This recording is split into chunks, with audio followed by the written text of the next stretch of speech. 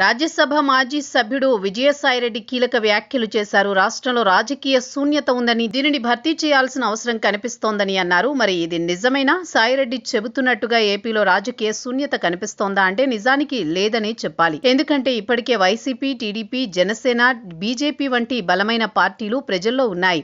ప్రజల తరపున కూడా పనిచేస్తున్నాయి.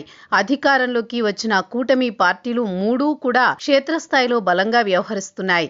అయినప్పటికీ సాయిరెడ్డి ఎందుకు ఈ వ్యాఖ్యలు చేయాల్సి వచ్చింది అంటే క్షేత్రస్థాయిలో వైసీపీ కార్యక్రమాలు లేకపోవడంతో పాటు కాంగ్రెస్ ఎవరూ ఆదరించే పరిస్థితి కనిపించకపోవడం వంటివి సాయిరెడ్డి ఊహాగానాలకు, అంచనాలకు అవకాశం కల్పించింది.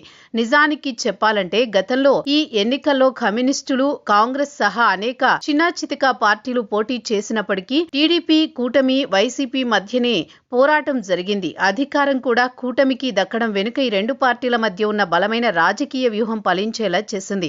మరోవైపు ప్రజలు కూడా ఈ రెండు రాజకీయ వర్గాల్ని చూస్తున్నారు. ఇతర పార్టీలను పెద్దగా పట్టించుకునే పరిస్థితి కూడా కనిపించడం లేదు. అయితే వైసీపీ లేకపోతే కూటమి అన్నట్టుగానే ప్రజల మధ్య కూడా చర్చ నడుస్తోంది. కాబట్టి సాయిరెడ్డి చెబుతున్నట్టుగా రాష్ట్రంలో రాజకీయ శూన్యత గాని, రాజకీయ గ్యాప్ గాని ఏమీ లేదు.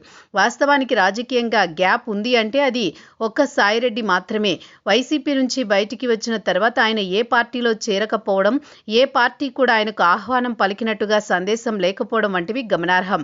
సాయిరెడ్డి తన గ్యాప్ను రాజకీయ గ్యాప్గా చూపించే ప్రయత్నం చేస్తున్నారా అనేది ఆసక్తిగా మారింది. ప్రస్తుతం సాయిరెడ్డి వంటి వారు కొంతమంది ఖాళీగా ఉన్నారు. ఇటు కేసుల పరంగా, అటు వ్యక్తిగతంగా కూడా వారు ఇబ్బందులు పడుతున్న విషయం తెలిసిందే.